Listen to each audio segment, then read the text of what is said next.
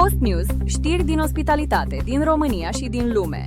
Cele mai importante noutăți acum. Platforma indiană Tribo lansează Hotel Superhero, un sistem AI pentru management hotelier.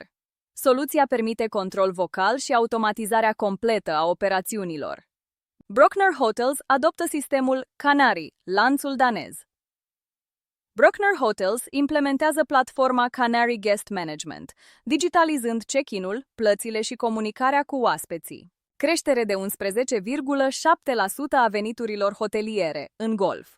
Hotelurile din regiunea Golfului înregistrează o creștere anuală de peste 11% a veniturilor pe cameră, susținută de turismul de business și evenimentele internaționale. Trendul Slowcation schimbă industria. Tot mai mulți călători preferă sejururi lungi, de tip slowcation. Hotelurile și operatorii short-term rental își adaptează ofertele pentru șederi extinse.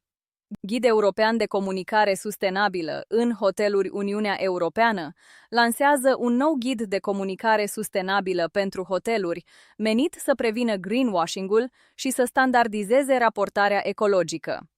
Raport global. Creșteri inegale în industria hotelieră. Un raport internațional arată diferențe mari între regiuni. Orientul Mijlociu și Asia cresc puternic, în timp ce piețele mature rămân stabile. Piața hotelieră din România, tranzacții de peste 50 de milioane de euro.